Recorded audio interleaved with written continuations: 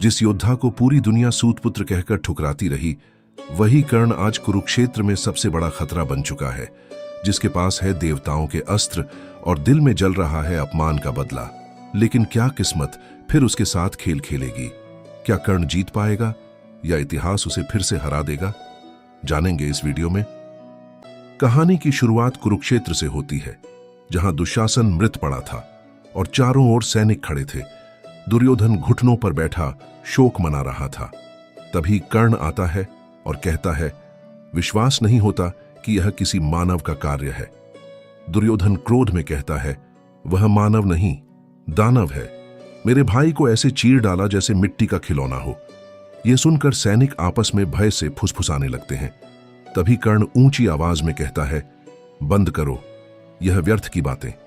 तुम्हारे युवराज दुर्योधन अभी जीवित हैं और मैं भी। जो शत्रु को करना था वह कर चुके, अब हमारी बारी है। उन्होंने केवल दुशासन को नहीं मारा, हमारे पौरुष को ललकारा है। उन्होंने एक मारा है, हम 100 का अंत करेंगे। अब मेरे बाण देव और राक्षस में कोई भेद नहीं करेंगे। इस कुरुक्षेत्र में एक ही स्वामी होगा, दुर्योधन। यह सुनकर सभी सैनिक दुर्योधन का जय घोष करने लगते हैं। अब आगे दुर्योधन कर्ण से कहता है, मेरा भाई दुशासन कहता था कि वह हमेशा मेरे साथ रहेगा, पर आज वह मुझे छोड़कर चला गया। कर्ण कहता है, मैं तो हूं तुम्हारे साथ। दुर्योधन कहता है, तुम ही मेरे भाई, मित्र, सखा और सेनापति हो। अब मुझे तुमसे ही आशा है। कर्ण कहता है, यह मेरे लिए सौभाग्य है, क्योंकि तुम ही मेरे सब कुछ हो।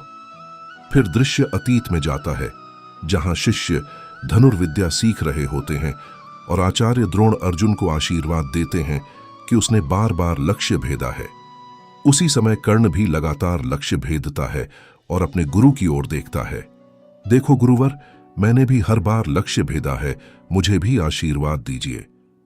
आचार्य द्रोण कहते हैं, आशीर्वाद मांगने से नहीं मिलता कर्ण, अभ्यास करते रहो। कर्ण कहता है, गुरुवर, मैं भी अर्जुन की तरह ब्रह्मास्त्र का ज्ञान पाना चाहता हूं। आचार्य द्रोण कहते हैं, ब्रह्मास्त्र का ज्ञान केवल ब्राह्मण या क्षत्रिय को दिया जाता है। तुम क्या हो कर्ण? यह सुनकर कर्ण मौन हो जाता है। तभी दुर्योधन उससे कहता है, आचार्य के हृदय में केवल अर्जुन है। अगर उसके बराबर बनना है तो उससे भी श्रेष्ठ बनो। दृश्य वर्तमान में आता है, जहां कर्ण दुर्योधन से कहता है, मेरा सामर्थ्य तुम्हारे साथ है, पर क्या तुम्हारा सामर्थ्य मेरे साथ है?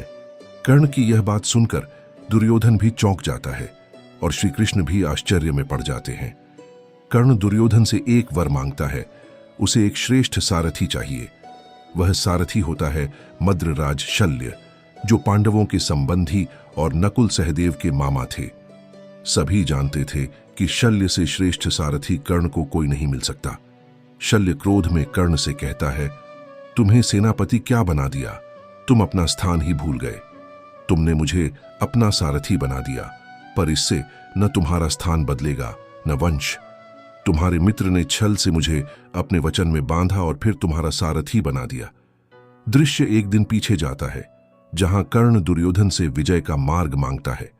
कर्ण कहता है, युद्ध में विजय के लिए एक कुशल सारथी आवश्यक है। घोड़ों का संचालन, उनकी गति और नियंत्रण, इन सब में शल्य से श्रेष्ठ कोई नहीं, इसीलिए मुझे वही सारथी चाहिए। दुर्योधन कहता है, वह किसी का सारथी नहीं, मद्रदेश का सम्राट है। कर्ण कहता है, मैं तुम्हारा सेनापति हूं, और यदि कृष्ण अर्जुन के सारथी हो सकते हैं तो शल्य मेरे क्यों नहीं? कर्ण की बात सही थी। मद्रराज शल्य के संचालन से कर्ण के बाण और भी तीव्र, प्रचंड और घातक हो गए। रथ पर शल्य का नियंत्रण अद्भुत था। एक पहिया धरती पर और दूसरा मानो हवा में चलता था। ऐसा संचालन केवल शल्य ही कर सकते थे। कर्ण और शल्य की जोड़ी जहां भी जाती, शत्रु तितर बितर हो जाते। पांडवों के पास उसका एक ही उत्तर था, अर्जुन। परंतु अर्जुन के सामने भी कई बाधाएं थीं। तभी उसके सामने सुशर्मा आ जाता है। उसे देखकर अर्जुन चौंक जाता है, यह अभी तक जीवित कैसे है? सुशर्मा तुरंत आक्रमण के लिए बढ़ता है और अर्जुन भी उसका सामना करता है। अर्जुन कृष्ण से कहता है, यह सब कब समाप्त होगा? कृष्ण कहते हैं, यह अंत नहीं, केवल एक विराम है, तुम्हारी नियति अभी शेष है। फिर सुशर्मा और अर्जुन के बीच भीषण युद्ध होता है। उधर कर्ण शल्य के संचालन में शत्रुओं को परास्त करते हुए आगे बढ़ रहा था। तभी उसके सामने युधिष्ठिर आ जाते हैं। कर्ण मुस्कुराकर कहता है, देखो मद्रराज, आज स्वयं धर्मराज हमसे युद्ध करने आए हैं। तुम्हारा रथ और मस्तक दोनों झुके हुए हैं, यह तुम्हारे अधर्म का परिणाम है। इसके बाद दोनों के बीच युद्ध प्रारंभ होता है। कुछ समय तक भीषण युद्ध चलता है और अंततः युधिष्ठिर कर्ण से पराजित हो जाते हैं। कर्ण युधिष्ठिर से कहता है, मैं अभी तुम्हारा सिर धड़ से अलग कर सकता हूं, पर मैंने वचन दिया है कि मैं केवल अर्जुन का वध करूंगा। नकुल और सहदेव अपने भाई को ले जाओ और अपनी माता से कहना। कर्ण ने उनके ज्येष्ठ पुत्र को जीवन दान दिया। दृश्य रात का होता है, जहां युधिष्ठिर के घावों का उपचार चल रहा था।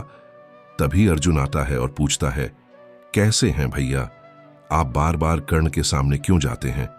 युधिष्ठिर कहते हैं, क्योंकि तुम नहीं जाते अर्जुन, केवल प्रतिज्ञा लेना पर्याप्त नहीं, उसे निभाना भी होता है। जैसे शिखंडी, भीम और धृष्टद्युम्न ने किया। तुम्हारी प्रतिज्ञा कब पूर्ण होगी? कर्ण पहले ही प्रलय मचा रहा है और अब शल्य भी उसके साथ है। कुरुक्षेत्र में हर ओर मुझे कर्ण ही दिखाई देता है, पर तुम कहां होते हो अर्जुन? तुम्हारे तीव्र बाण युद्ध में क्यों नहीं दिखते? मुझे औषधि नहीं चाहिए, क्योंकि घाव शरीर से अधिक आत्मा पर है। कर्ण हमें बार बार पराजित करता है और तुम्हें ललकारता है। क्या तुम्हारा रक्त नहीं उबलता? अर्जुन कहता है, मैं सुशर्मा और संसप्तकों से युद्ध कर रहा था। युधिष्ठिर क्रोध में कहते हैं, वही संसप्तक जिनकी वजह से अभिमन्यु मारा गया। अर्जुन कहता है, अभिमन्यु को बीच में मत लाइए भैया। युधिष्ठिर कहते हैं, अभिमन्यु तुम्हारी प्रतीक्षा करता रहा और तुम युद्ध में उलझे रहे, चाहे मुझे दोष दो या जयद्रथ को। सत्य यही है कि अभिमन्यु तुम्हारे कारण मारा गया। यदि तुम्हारे पास शक्ति नहीं है तो अपना गांडीव त्याग दो। ऐसा धनुष किस काम का जो अपने ही को न बचा सके?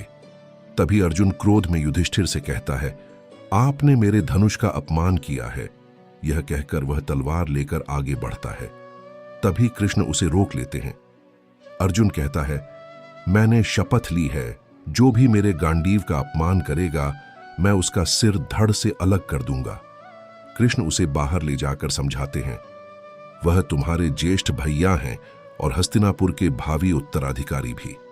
अर्जुन कहता है, मैंने आचार्य द्रोण से शपथ ली है, यही मेरा धर्म है।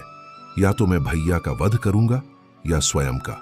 कृष्ण कहते हैं, अपने ज्येष्ठ का अपमान उनकी हत्या के समान है और अपनी ही प्रशंसा एक योद्धा के लिए आत्मविनाश। विनम्र बनो अर्जुन, वृक्ष जितना फलता है उतना ही झुकता है। इस समय चक्र में तुम एक क्षण मात्र हो। तुमसे पहले भी संसार था और बाद में भी रहेगा। तुम केवल धर्म की रक्षा का एक माध्यम हो, इसका गर्व नहीं, आभार मानो। केवल अस्त्र चलाना ही क्षत्रिय होना नहीं, उस पर नियंत्रण भी आवश्यक है। विवेक से काम लो अर्जुन। यह सुनकर अर्जुन शांत होता है और युधिष्ठिर से क्षमा मांगता है।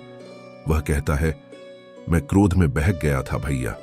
युधिष्ठिर कहते हैं, कर्ण के हाथों अपनी सेना का यह हाल देखकर मैं निराश हो जाता हूं। उस अंधकार में केवल तुम ही आशा की किरण बनते हो, पर मैं भूल जाता हूं कि तुम प्रयास कर रहे हो। अर्जुन दृढ़ स्वर में कहता है, अब केवल प्रयास नहीं, अब निर्णायक युद्ध होगा। आप विश्राम कीजिए भैया, आज आपके हर घाव का प्रतिकार होगा। अब दृश्य कुरुक्षेत्र का है, जहां युद्ध का 17वां दिन था। आज का युद्ध सबसे घमासान होने वाला था। एक ऐसा युद्ध जिसके निर्णय पर केवल कुरुक्षेत्र नहीं बल्कि पूरी मानवता का भविष्य टिका था। दुर्योधन की सबसे बड़ी आशा, कर्ण और युधिष्ठिर का विश्वास। अर्जुन, दो महान धनुर्धरों का वह संग्राम जिसे देखने के लिए समय भी थम सा गया, मानो पृथ्वी रुक गई हो और देवता भी दर्शक बन गए हों। अर्जुन अपने बाणों से कर्ण पर प्रहार करता है। सैकड़ों बाणों को कर्ण अपनी शक्ति से निष्फल कर देता है। तभी अर्जुन एक और घातक बाण छोड़ता है जो कर्ण के रथ की ओर बढ़ता है। क्षण भर में कर्ण एक हाथ से रथ को संभाल लेता है और प्रहार विफल हो जाता है। कर्ण क्रोध में शल्य से कहता है, क्या कर रहे हो? तुम्हारी चूक से हम मारे जाते। शल्य उत्तर देता है, मैं सारथी हूं, योद्धा तुम हो कर्ण। अपनी विफलता का दोष मुझ पर मत डालो। यदि चाहो तो मैं रथ को दूर ले जाऊं। जहां न अर्जुन के बाण पहुंचे और तुम्हारा प्राण बचा रहे। उधर अर्जुन सोच में डूबा था, कर्ण किस दिशा से वार करेगा। कृष्ण उसे मार्गदर्शन देते हैं। धैर्य रखो अर्जुन, अवसर स्वयं बनाना होगा। कर्ण को पहला कदम उठाने दो। उधर कर्ण अपने दिव्य नागास्त्र को तैयार करता है। अब वह उसे अर्जुन पर छोड़ने वाला है। यह देखकर शल्य पूछता है, इतनी आंधी में भी क्या तुम नागास्त्र का लक्ष्य साध पाओगे? सावधान रहो, कहीं निशाना चूक न जाए।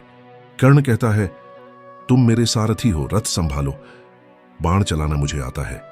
शल्य मुस्कुराकर कहता है, हां अभी तो आता है, पर कब तक? परशुराम का श्राप याद है ना, जब सबसे अधिक आवश्यकता होगी तब वही विद्या तुम्हें भूल जाएगी। दृश्य अतीत में जाता है, जहां परशुराम कर्ण की गोद में विश्राम कर रहे थे। कर्ण के पैर में घाव था और रक्त बहकर परशुराम के हाथ तक पहुंच गया। परशुराम जागते हैं और पूछते हैं, क्या तुम्हें चोट लगी है कर्ण? कर्ण कहता है, नहीं गुरुदेव, बस एक छोटा सा कीड़ा है। परशुराम कहते हैं, इतना रक्त बहने पर भी तुमने आह तक नहीं भरी। तुम ब्राह्मण नहीं हो सकते, सत्य बताओ। कर्ण स्वीकार करता है, मैं ब्राह्मण नहीं, एक सूतपुत्र हूं, अधिरथ और राधा का पुत्र। यह सुनकर परशुराम क्रोधित हो उठते हैं, तुमने अपने गुरु से छल किया और मैंने तुम्हें सब कुछ सिखा दिया। कर्ण विनम्र होकर कहता है, मुझे दंड दीजिए आचार्य, कठोर से कठोर दंड। तभी परशुराम श्राप देते हैं, छल से प्राप्त यह ज्ञान तुम्हारे किसी काम नहीं आएगा। जब इसकी सबसे अधिक आवश्यकता होगी तुम इसे भूल जाओगे। दृश्य वर्तमान में लौटता है। कर्ण शल्य से कहता है, मुझे श्राप से मत डराओ, देखो अभी अर्जुन का अंत करता हूं। कर्ण अपना नागास्त्र सीधे अर्जुन पर छोड़ देता है। कृष्ण अर्जुन को सावधान करते हैं, ध्यान से, यह साधारण अस्त्र नहीं है। अर्जुन पूछता है, यह कैसी माया है केशव? कृष्ण कहते हैं, यह नागास्त्र है, प्रतिशोध का प्रचंड अस्त्र। नाग वेग से अर्जुन की ओर बढ़ता है। तभी अर्जुन अपना बाण छोड़ता है, जो गरुड़ के समान प्रकट होता है। वह गरुड़ नाग पर टूट पड़ता है और कुछ ही क्षणों में उसे नष्ट कर देता है। अब अर्जुन और कर्ण के बीच बाणों की भीषण वर्षा होने लगती है। कुछ समय तक युद्ध और भी प्रचंड होता जाता है। तभी कृष्ण अर्जुन को शांत रहने का संकेत देते हैं। उधर कर्ण शल्य के साथ तेजी से अर्जुन की ओर बढ़ता है। अर्जुन कहता है, वह लगातार हमारी ओर बढ़ रहा है। कृष्ण कहते हैं, धैर्य रखो, कर्ण को गलती करने दो, नियति को अपना खेल खेलने दो। दोनों फिर से एक दूसरे पर प्रहार करने लगते हैं। तभी अचानक कर्ण के रथ का एक पहिया धरती में धंस जाता है। शल्य उसे निकालने का प्रयास करता है, पर रथ नहीं निकलता। कर्ण स्वयं उतरकर पहिया निकालने लगता है। कर्ण क्रोध में कहता है, मुझे अपने बाण से डराते हो? मैंने भी ब्रह्मास्त्र का ज्ञान पाया है, तैयार हो जाओ। कर्ण मंत्र स्मरण करने लगता है, पर उसे कुछ याद नहीं आता। वह व्याकुल होकर सोचता है, यह क्या हो रहा है? क्या यह परशुराम का श्राप है? उसी क्षण अर्जुन अंजलिकास्त्र छोड़ देता है। बाण सीधा कर्ण के शरीर को भेद देता है। उधर माता कुंती का हृदय विचलित हो उठता है। उन्हें अनहोनी का आभास होता है। द्रौपदी पूछती है, माता आप ठीक हैं? कुंती की आंखों में आंसू आ जाते हैं। और इधर अर्जुन के हाथों कर्ण का अंत हो जाता है। इसी के साथ यह अध्याय समाप्त होता है। इतनी देर तक वीडियो देख रहे हो तो ये भी बता दो कि आगे किस टॉपिक पर वीडियो चाहिए।